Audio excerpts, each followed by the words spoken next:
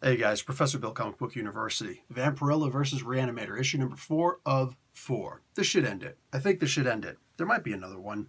That'd be cool if there was another one. See that like final fight between these two? But anyway, let's get into what we got here. The story is by Cullen Bunn, who is also the writer, and art and colors and story by Blackie Shepherd. Letters, Taylor Esposito. And yeah, man, this cover that I just showed you is Stuart Sager. This is cover B. Cover A is by Johnny Desjardins and Mohan. Blackie Shepherd did cover C, and there's a cosplay. They don't want to tell us who that person was in the cosplay. Seduction cover, Nick Varela. Anyway, so yeah, this is just the final battle. Vampirella is unable to defeat the two Mesozoic era, whatever the hell they are, monsters, gods who are reanimated, and she just keeps on yelling at Dr. Herbert West, hey, this is all your fault. She gets beaten up. She runs into fight, gets beaten up, slack back, looks up.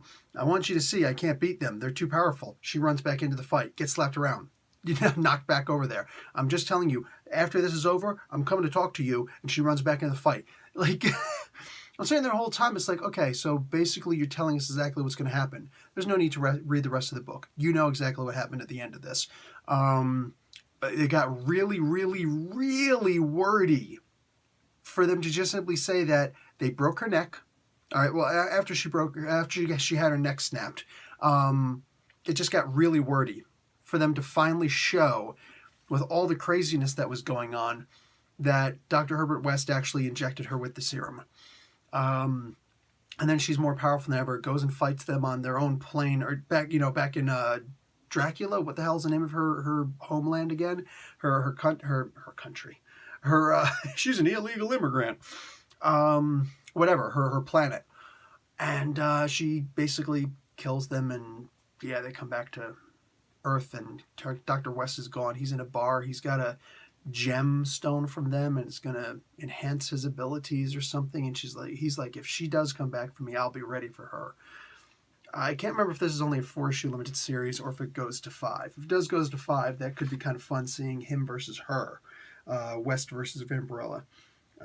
Be nice if they actually said stuff like that. If I see an issue 5, I'll grab an issue 5, but this could end right here and just leave it at that. This was a perfectly fun comic book, but for the most part, this is really just to me, and this is going to sound mean, sorry, hard-hitting truth, this is a short story that somebody stretched into 4 comic books. That's all that really happened here. It could have been better. Make no mistake, the art was just top-notch. I love, love, love how everything was in black and white, except certain colors that were important, they'd be prominent.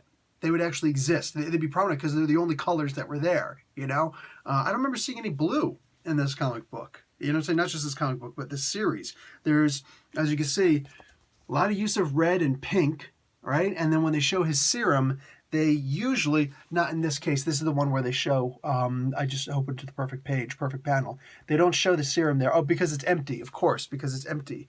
They could have showed like a drip, I guess, but anyway, it was, here they show it as purple. They actually do show him injecting her. But, I mean, there we go, because he actually uses the thing. Yeah, like I said, it got so wordy. He actually injects from this, and that makes more powerful, yeah. Anyway, because the serum itself was actually yellow originally, and now they're going to do it purple. Okay, there we go. So if there's purple, I guess it means there's some blue. Anyway, yeah, it's... I feel the constructive part of criticism. I get what they were doing. I get what they were trying to accomplish. But rather than getting wordy with blah, blah, blah, blah, blah, I think that her history would have been better. Or his history. Or just some greater threat, and tease another comic book coming up soon.